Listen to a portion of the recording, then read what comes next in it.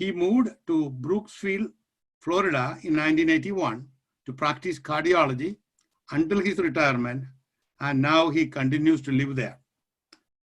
He is a founding member of the Association of Kerala Medical Graduates in North America, which was originally formed in late 1979, and it was due to celebrate its 41st annual convention in a cruise ship, but it has been postponed.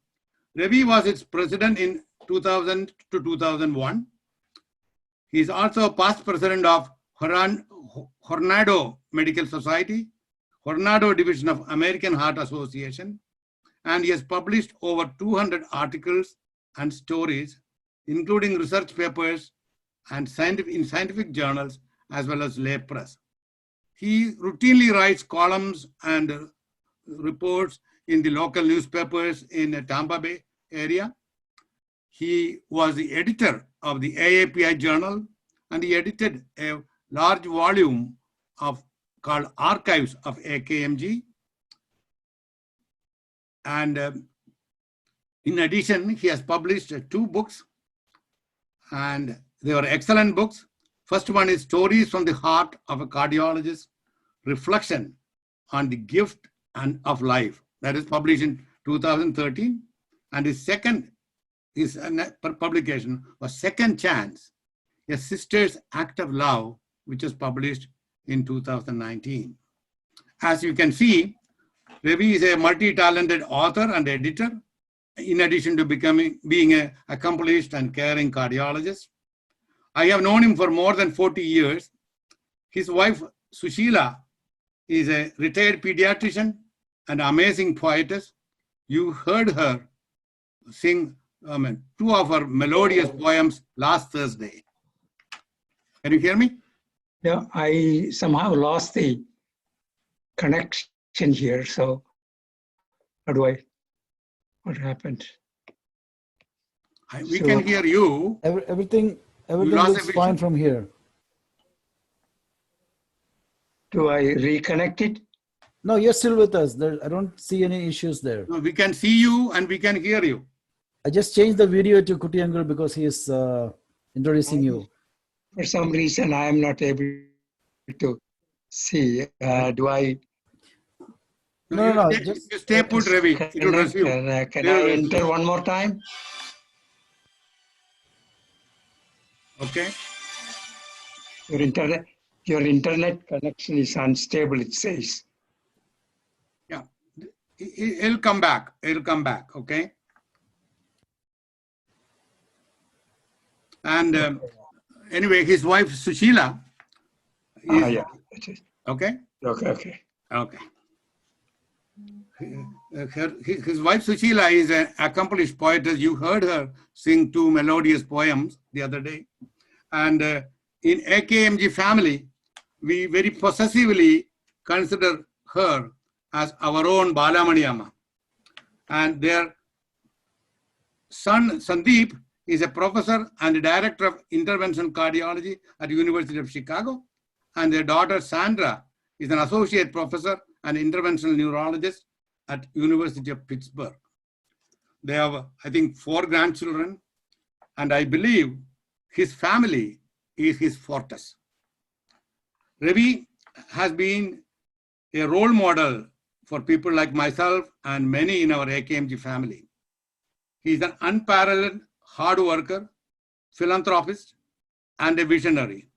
His lifetime experiences include numerous touch and go, tough challenges that he has gone through. They are unbelievable, awful, and at times chilling. He's a man of faith and optimism. I have no doubt that that is what helped him, and what is the secret of his success and survival. Ladies and gentlemen, I am privileged to present to you my dear friend, Mr. MP Ravindra Nathan from Florida, to share his life story, philosophy, faith, and vision. He will tell you how his faith and devotion helped him to stay focused and maintain clear and balanced mind, and keep his hope alive, and he spent his days through difficult times and nights. And along with all these things, he brought up his children in an astonishing and amazing manner. His unconditional faith in the omnipresent, invisible, and ever so graceful energy that protects this universe is a path for all of us to follow. May the Lord bless you and your family, Ravi, and thank you for agreeing to talk to us. The podium is yours. Thank you very much, Dr. Karnamurthy, my good friend. Om Shuklam Varadaram Vishnum Shashivarnam Chaturbhujam Prasanna Vadanam Dhyayet Sarva Vikno Vajayade. Om Sri Guru Vairupaya Namaha. Om. Dear devotees of Sri Guru Vairuppan Temple of Brampton, my special friends Dr. Kutty and Shaji Krishnan, who arranged this meeting, friends, ladies and gentlemen, it is indeed a pleasure, privilege, and an honor for me to be here in this Zoom meeting and talk to you. And I am most grateful that you included me in this distinguished speaker series, although I don't feel as distinguished as some of the others, and I don't believe I'm a great speaker either. But all the same, I take all the honors with humility. Today, I really want to talk to you about my life's experiences and how my faith really got me where I am and sustained me throughout. This is the first slide, right? Yes.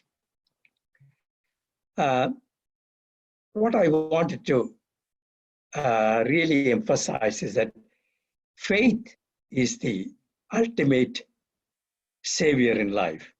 And in the next several minutes, I'm going to prove this by citing a few pages from my own life. Although I've been successful as a professional and family man, I suffered a lot because of my health problems. The next slide.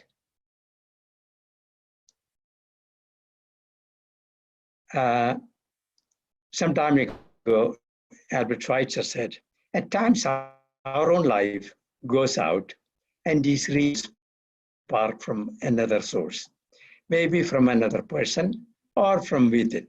Now, I've had several times when I thought this was the end of my life, but then somewhere along the line, somebody lights a spark and I get the inspiration, and then things get back to where it is.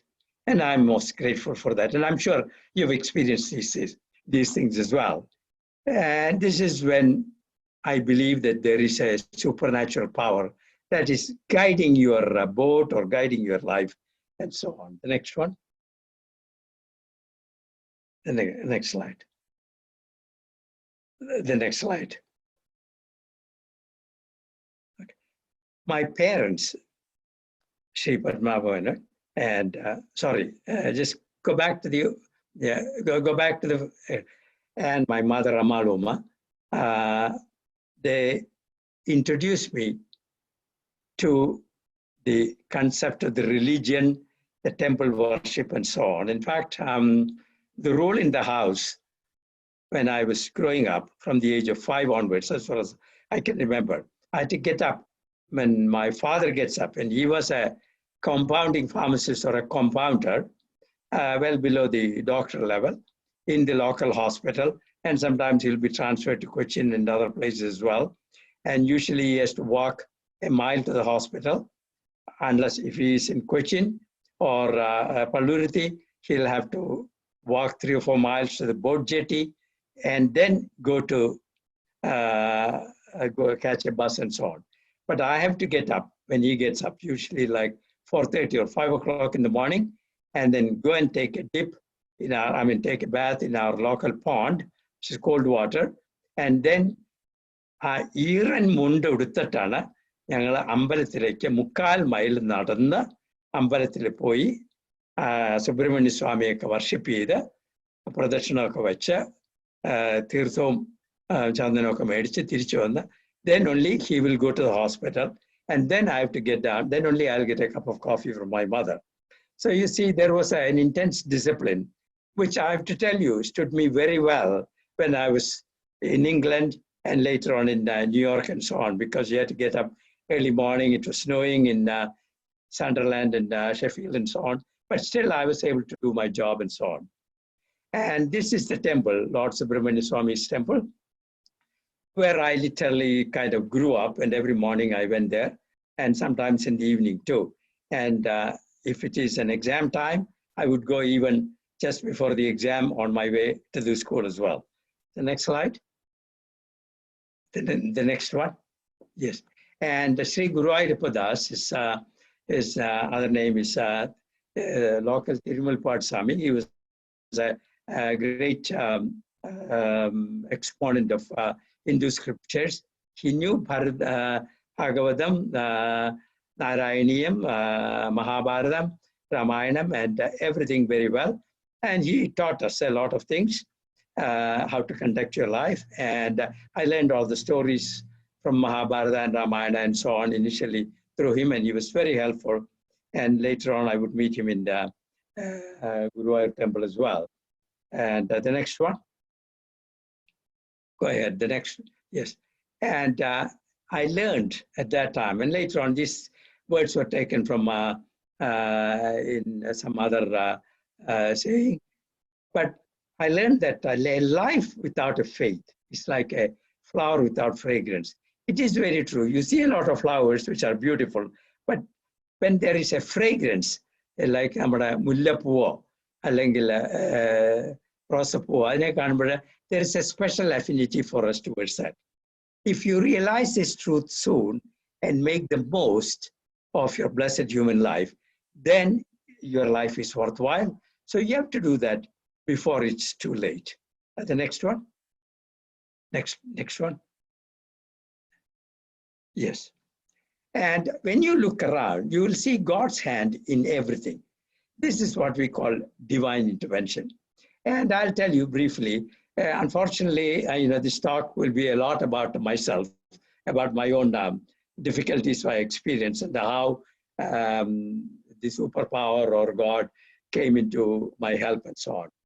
You see, although I got admission to Trivandrum Medical College and Merit, I had very high marks and everything, but my father had already retired and he had to live at that time on 45 rupees and he had to feed several children.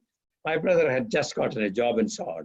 So the local, one of the rich guys came and said that, oh, well, I heard that your son got into Trivandrum Medical College, but how are you going to afford his expenses? Can you do that?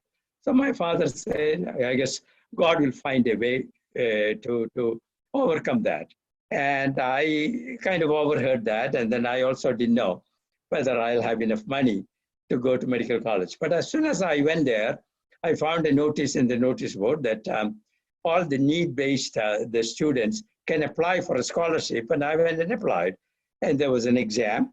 And there were about 8 of us doing it. And 4 of us got the scholarship. And I was one of them. So I literally had my entire training as a ward of Kerala government. I didn't have to pay a penny. And instead, they gave me 600 rupees a year as my kind of to offset all the expenses, which I used to send to my father. And then he will dish it out to me. But another real example, this is the example of one of my friends. She's a pediatrician in California. And she was visiting Kerala and she was taking a train from Ernakulam to Trivandrum. And on the day, she decided that she had some other urgent matter to take care of. So she decided that she's not going to take that train. And you may have heard about this, that between Ernakulam or Kollam and Trivandrum, that train capsized. There was a bridge, that bridge collapsed, and 22 people died. This was about 10, 12 years ago. True story. And this lady, Dr. S, I don't want to mention her name, was supposed to travel in that. You see, you can say, oh, well, you know, you are smart and you decided that to avoid the incidents because you knew, you had a hunch. No, there was somebody else. There was another hand playing in your destiny. And so at the right moment, she decided that she had some other important matter to attend to, and she saved her own life. Next one. Go ahead. Then the next one. So, in other words, you know, I read Gita at least one sloka every day, and it says that Prakrite Kriyamanani Gunai Karmani Sarvasha Ahankara Vimudhatma Kartaham Iti Manyade. See, the way we do all our activities, all our doings are conducted by the three modes of our nature or Prakriti. See, and who gave us our nature or our wisdom to do that? Of course, there's superpower. But in ignorance, when something very good goes and then you get accolades, you think it's all because of you. You know, that is the aham or the me or I comes in. And so this is a false identification with the body, and you think that you're the doer. But in reality, if you think very carefully, no, there is somebody else's hands that are guiding you. Next one. Go ahead. The next slide. I'll have the next slide. Can you hear me? Yes. Yeah. Can you hear me? Well, you can hear me, right? Yeah, I can hear me. Yeah. Oh, okay. Yeah. Can you See, yeah, that's good. That's good. Thank you. See, every year when I go to India, I visit our Subramanya Swami temple, Elanganapuram, and do my offerings and so on, because this is where I grew up, my annual visit. Then the next one. And in the last visit, or in the 2 visits ago, the next one. I met a lady there. No, can you go back? Can you go back? This is Kamalam's story. She was sitting there and reading from Bhagavad Gita, from Narayaniyam, from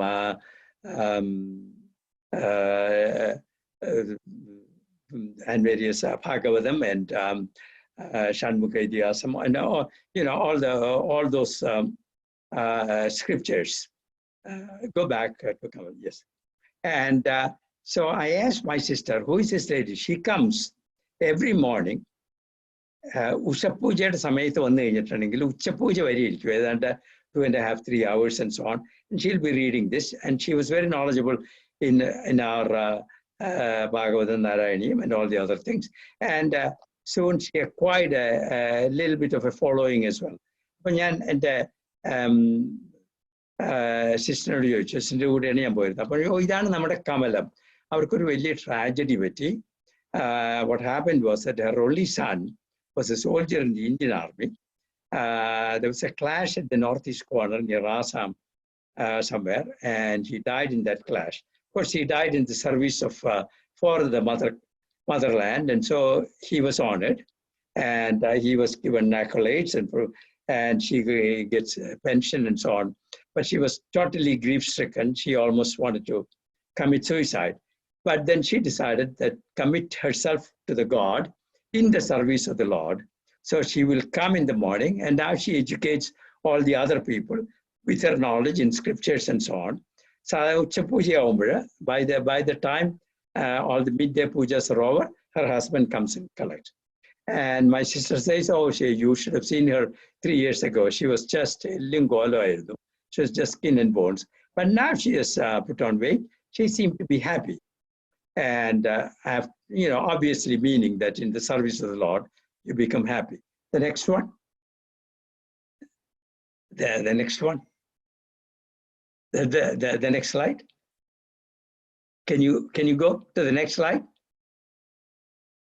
Shaji. Shaji, I think Shaji may not be hearing. Can you go to the next slide? Yeah. Yes. So in other words, I heard this when I think Swami Chidananda came here, and no. Can you go back? Can you go back? Go back? I have a tough time to. One second. I think there is a problem with communication. There's a little bit lag here. That's what's happening. Sorry about that. So let me go back to Swami Chidananda. This is fine. Yeah. If I can just show my finger to, no, okay, stay there.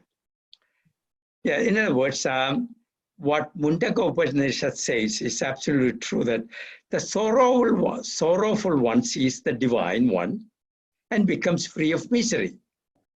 In other words, depression and cheerfulness are two birds sitting in the same tree.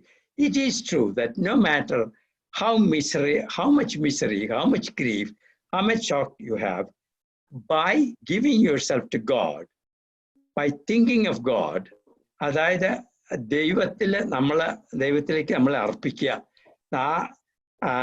ദൈവത്തിൽ വിശ്വസിച്ച് ഭക്തിയിൽ മയിച്ച് ഇരുന്ന് കഴിഞ്ഞിട്ടുണ്ടെങ്കിൽ, then you will see the end of the tunnel, you see the light, you become happiness. In the end, what we all want is happiness. Whether you have more money or less money, it doesn't matter. You must be happy in life. So this is absolutely true. So it's just a matter of turning your attention a little bit. Instead of focusing on yourself and your misery, you give yourself to God, and then you become much happier. The next one. Next slide. Next slide. Yes. Now, I'll start my story. See, I had very good education. You can see it, and so on. The education, everything went very well. But in the school years, I had a severe dysentery for a few months, and my parents thought that I may not be able to make it. And a lot of people in the neighborhood also thought that I will probably succumb. But I did lose a few months, certainly many days in the month. But they decided to promote me because I was a reasonably good student, so I didn't lose any year. And then at the age of 10, I had a very bad accident.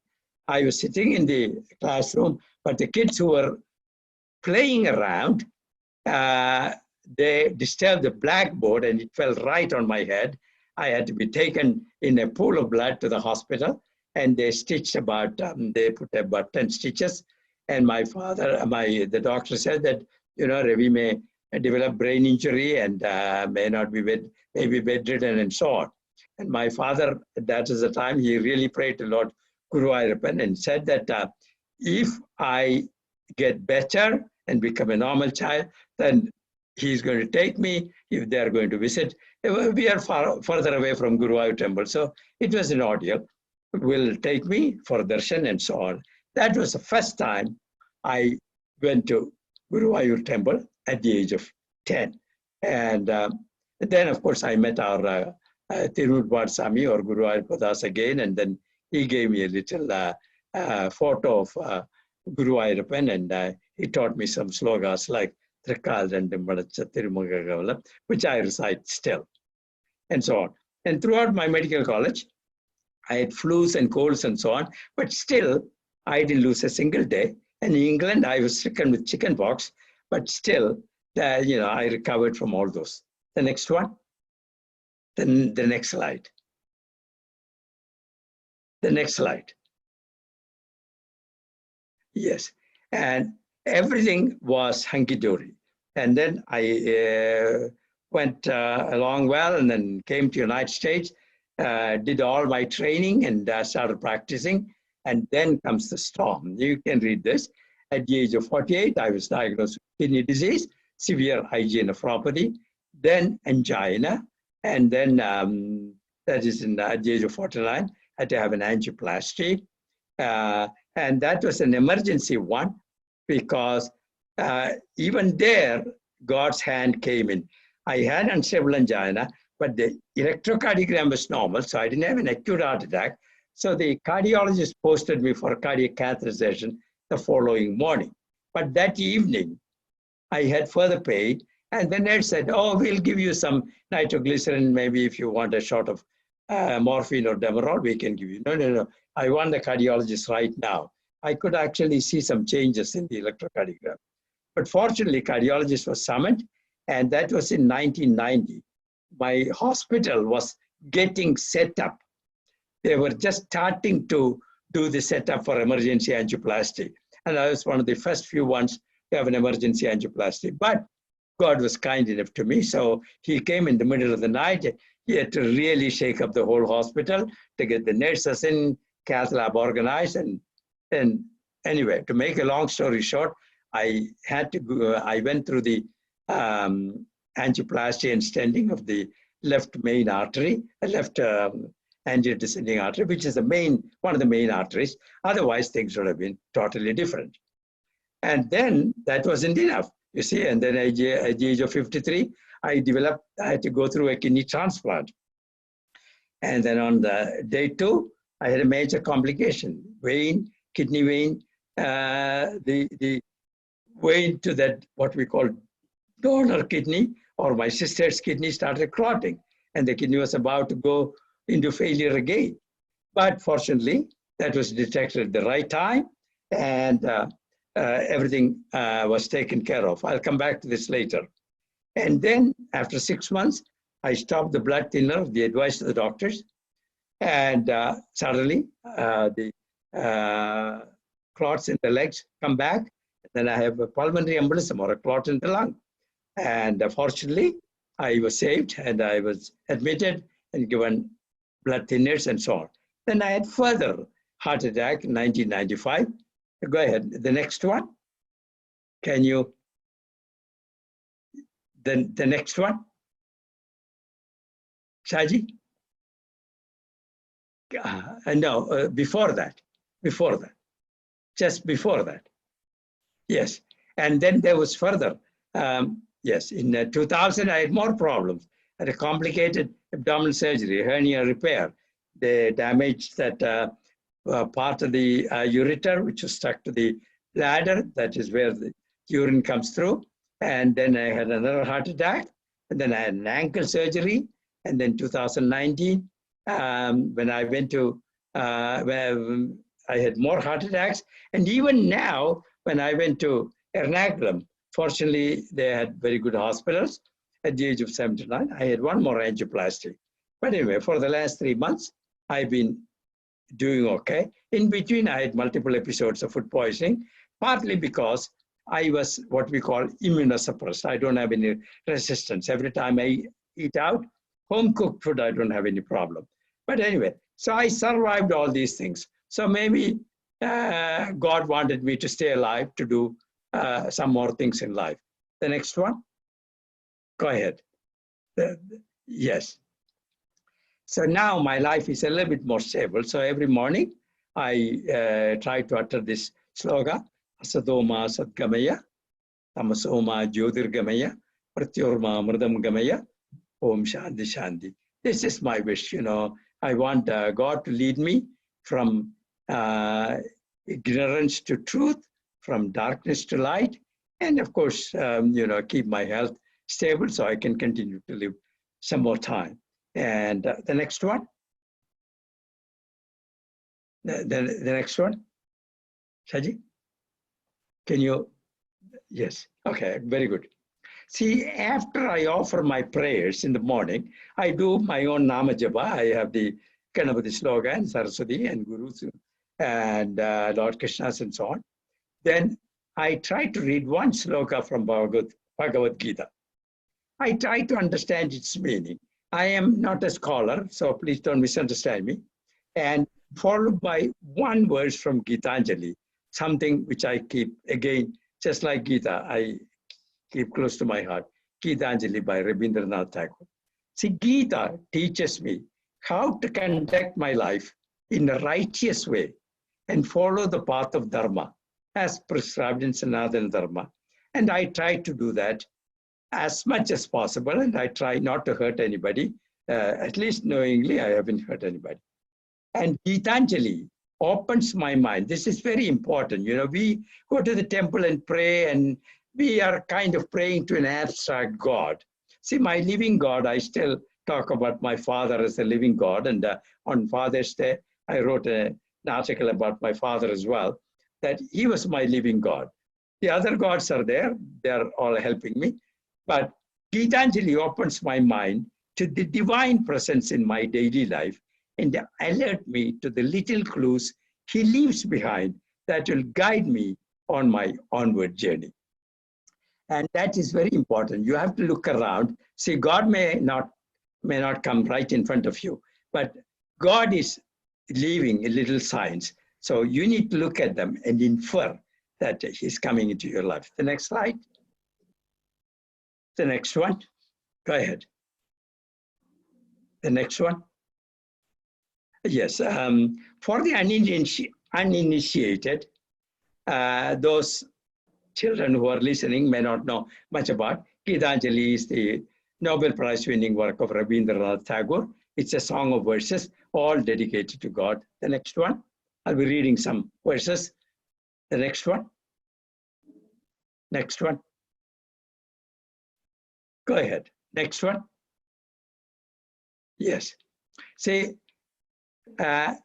listen to this. I read this a few days ago. The morning sea of silence broke into ripples of bird songs, and the flowers were all merry by the roadside. And the wealth of gold was scattered through the rift of the clouds, while we busily went on our way and paid no heed. The next one. The next one. See, many mornings, I used to do this every morning.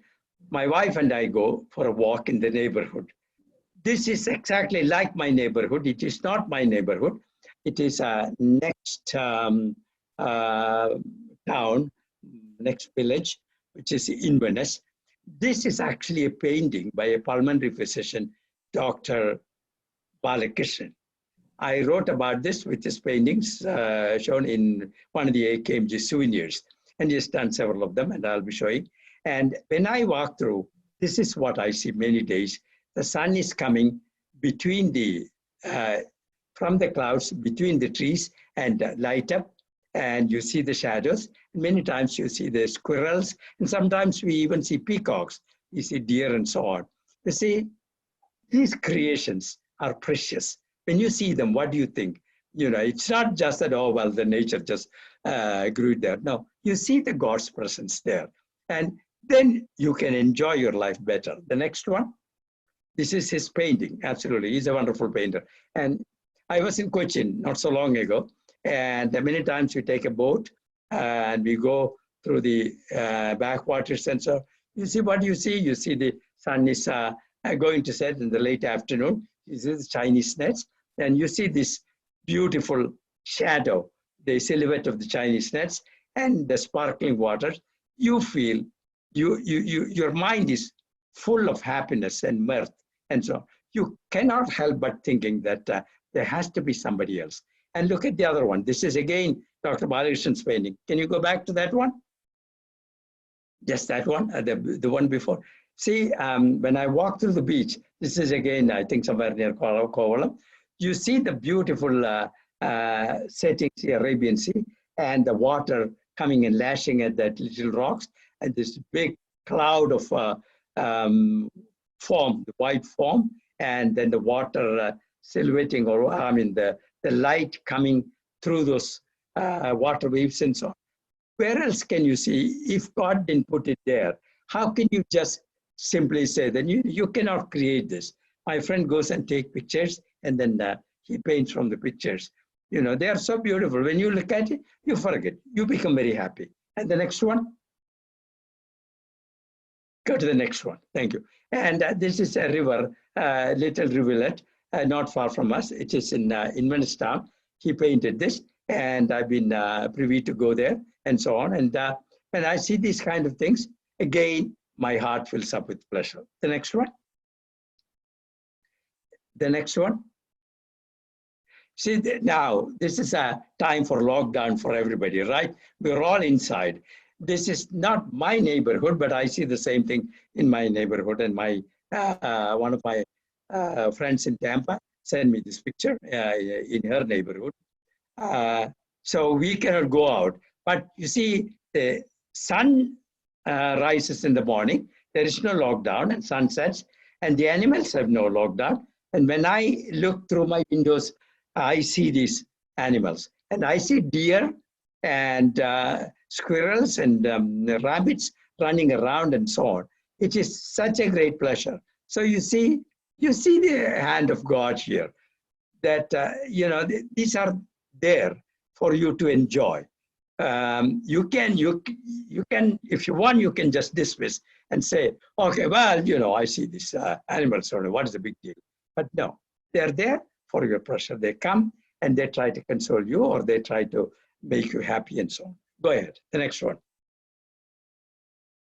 See, on to another thing. We may ask God to give us, oh, I want $1 million, I want to get the lottery, or I want this and so on. And Ravindra Nathan correctly put it. The meaning is that God doesn't give you what you always ask for. He gives you what he wants. And I think that's very true. And of course, Tagore puts it beautifully in his verses. My desires are many, and my cry is pitiful. But ever didst thou save me by hard refusals. And this strong mercy has been wrought into my life through and through.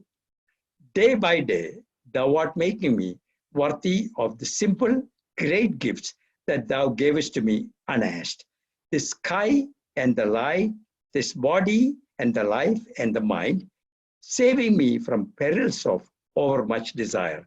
That is what I've been showing you in the last few paintings of my dear friend, Dr. Balakrishnan. See, he put it there for you to enjoy. He'll give you what you want,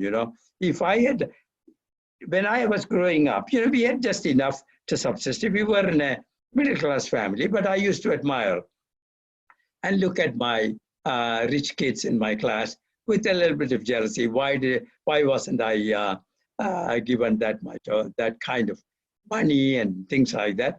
But no, God has other intentions, and I'm glad that I reached where I am, and maybe I wouldn't have reached the position I am in now if I had been in another family.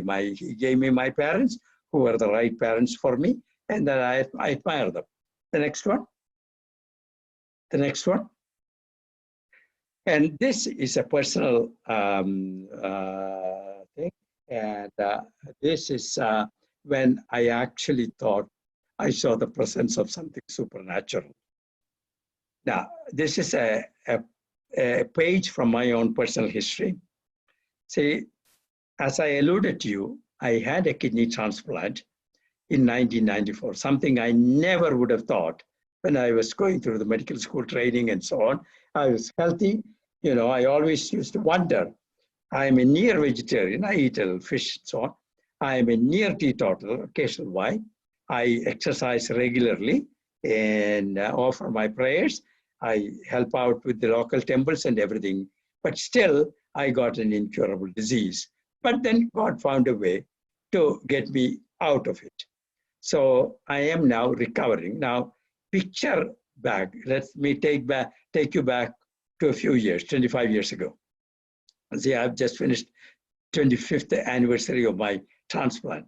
So 25 years ago, I am in Minneapolis Medical Center, University Medical Center, operated by one of the best renal transplant surgeons, Dr. Najarian, September 10th and September 11th, September morning. Suddenly, I am developing a major complication. The kidney they transplanted, the good kidney from my sister. She had to go through all this surgery, and that kidney suddenly had clots there in the renal way, in the kidney way, and started failing. And I was in a state of fog because I had a lot of sedation, and my anesthesia was only wearing off slowly, and my pain in the leg was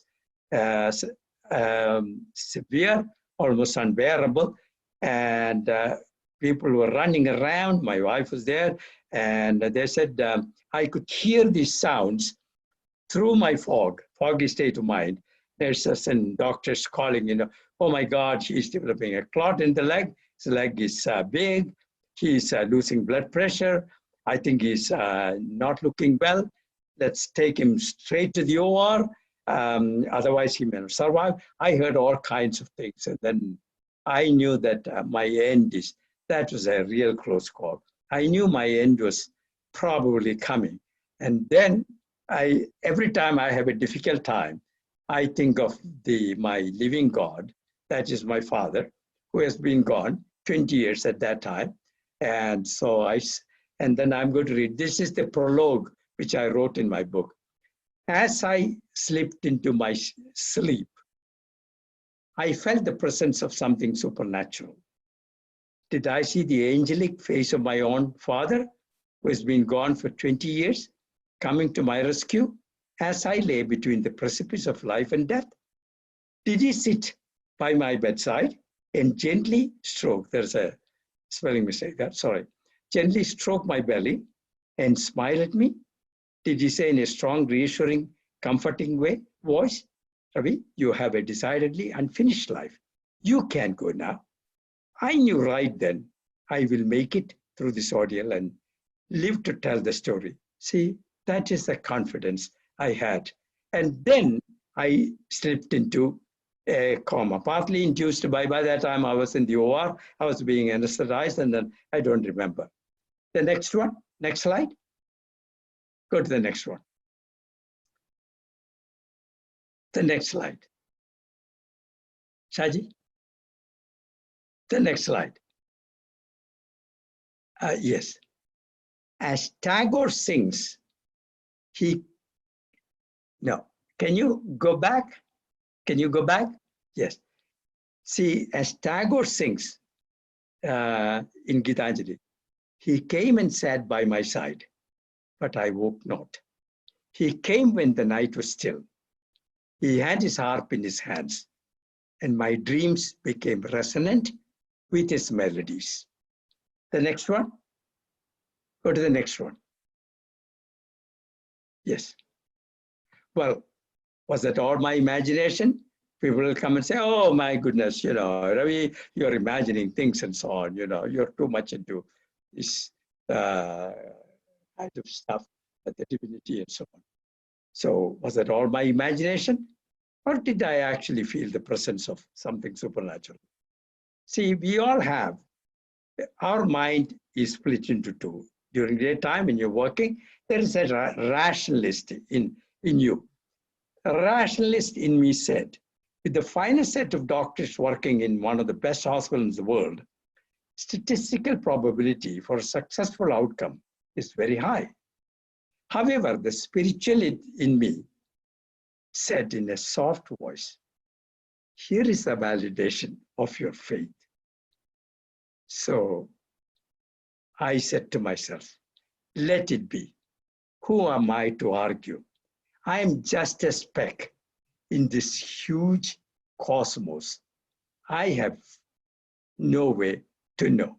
So I just let it be. Whatever it is.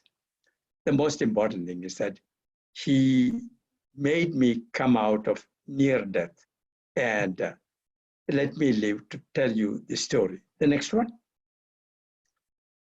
Yes. So this is the take-home point from, if I said something, then this is the most important point, which I have learned from my life.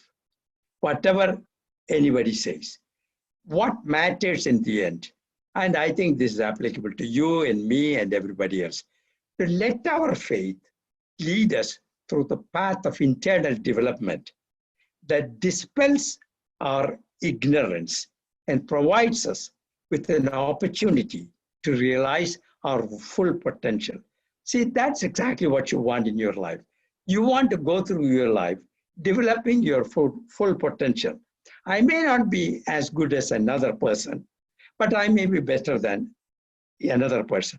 The most important thing is that God has given everybody certain talents. So you need to develop that talent and then able to capitalize on it and live a good, happy life.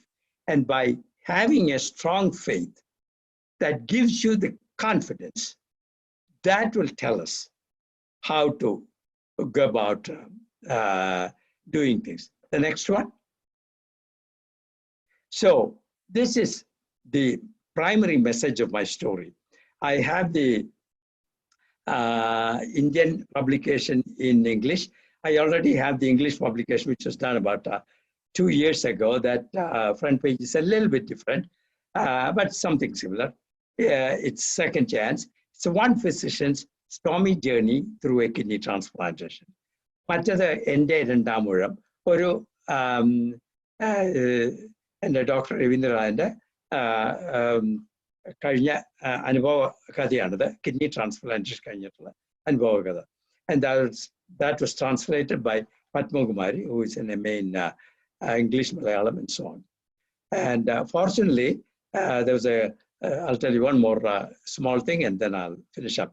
And the next one, and during the recent annual alumni convention in Trivandrum, I was invited. Of course, you know, we're all alumni, Trivandrum alumni. And I had the good fortune to have the governor, Muhammad Arif Khan, to inaugurate and to release my book. And John Panikkar, who is the president of the alumni of Trivandrum, arranged that. And there is Dr. Mohan, who is the vice chancellor of the Medical University of Kerala. And there's a principal, I forget, Aisha Bibi, principal is Jay Kumar, and director of medical education and so on. So I was very lucky to have, because there also God played a hand. They said that governor is very busy, he'll just come and inaugurate the function, may go. But he found time to show my book and so on. And then I distribute some books free to the medical college, who will collect some money and then go to the medical college fund and so on. So all in all, in spite of going through such a difficult time from a health standpoint, you see, I've been blessed with a good family, good children and all the other things. But I guess it is true that God doesn't give everything to anybody. So God gave me a number of health issues, no fault of mine, but still found a way to come out of all these things. So I'm most grateful to God. I'm most grateful to my faith. And without my faith, yes, supported by my loyal family and my good friends like Karnaran Gutti and so many others, we have some very good friends in the neighborhood. They all helped me. And without their help, I wouldn't have been able to achieve this far. So that's the reason. After my retirement, at the age of 70 and a half, I took a note that I will not take any money from my medical knowledge. So which is why I spent 1 day a week taking care of the poor people in this county. Now I'm the poor man and poor woman's cardiologist in Hernando County. And they like it. I go there once a week and so on. So God has been good to me. And I'm here to tell the story. And again, I want to thank Sri Guruvayur Temple of Brampton, Dr. Kuti, and Shaji Kishan, and everybody else for giving me this opportunity to come in front of you in this Zoom meeting and talk to you. I know we are all locked in and we are all going through anxious time because of the coronavirus pandemic. But like I said, you know, hopefully there will be vaccine soon. See, God is again working for us, and soon we will be out of this trouble. I think I've talked enough, and I hope I haven't bored you.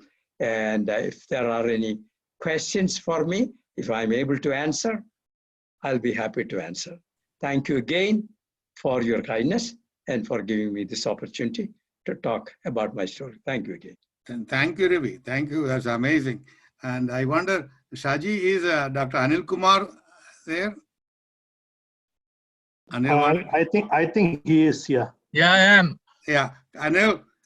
Yeah. Ah. Anil is our cardiologist. He's a pediatric only one of its kind. He's on call 7 days a week, but we are very fortunate to have him on the board. He's also like you, very generous and very down to earth, and a man of multiple talents. He was an engineer to begin with, and he has been. That's great. And he is the only one of its kind in his hospital, so he's on call every day. But I'm lucky to have him. He's just like a younger brother to me. Anil, you want to say hello to Ravi? Yeah, hi Ravi, how are you? Thank you so much, Anil. Yeah, no, I truly enjoyed your story because I think when all of us reflect on our past, I'm sure there are some things in our past that none of us can explain. Why we end up where we end up and how we end up there has always been an enigma to me. So like Dr. Kuti said, I started off as an engineer and finally ended up as a pediatric cardiologist. So I'm That's sure there's amazing lots talent, I have to tell you. I don't think it's talent. I think there's lots of God's grace in that helping me I as have I no made doubt that about decision. that. And he has joined us to work with us, and he is my hope. For no, I'm getting old too. And we have RK. Not as old as you, not as old as me, because No. I'm going to be 80 next Maybe year. yeah. I'll be 77 this day. Anyway, Shaji, RK. Before anybody says, I just wanted to thank Doctor, and really, we are very blessed to get you. I'm Lata Menon here. So anyway, I'm really very happy to listen to all your this one. And actually, this is so true. When every day when we wake up in the morning, we thank God to give us that day. Thank you. That's Amazing. So, yeah, so every moment, every second, a fraction of second, we are always thankful to God to give us the very next moment to live. And it's so true. And your words were very inspiring, and it was so very nice. And we are really blessed to get you. Oh, thank you so much. Okay, I did think what I could do. we might be running out of time. Yeah. Okay. Shaji? I just want to. This is RK here. RK, yeah. He's He's the executive director of It's been a GTB. wonderful session. It's been a wonderful session. I think we learned a lot of things from your experience. I think it will give us the courage and the motivation to pass through our life, whatever challenges it poses us. So, on behalf of the board of directors and all the devotees of Guru Ayappan Temple, I would like to thank you for a wonderful session today. We Thank you really so much. appreciate your contribution and look forward to your continued support in the future. Whatever I can, I This is will. going, the series. Guru Ayappan bless you and your family always. Thank you so much. Thank you. That's very important for me. Absolutely. Okay. This Shaji, has been wonderful.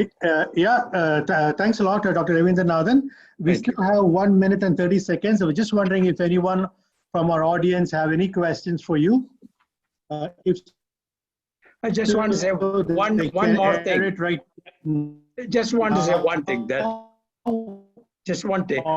no matter how many obstacles maybe you have we to can face, you can handle it.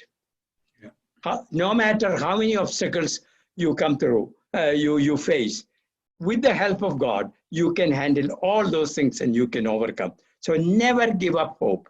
Never give up. That is my message. Please. Absolutely. Thank you. Shaji.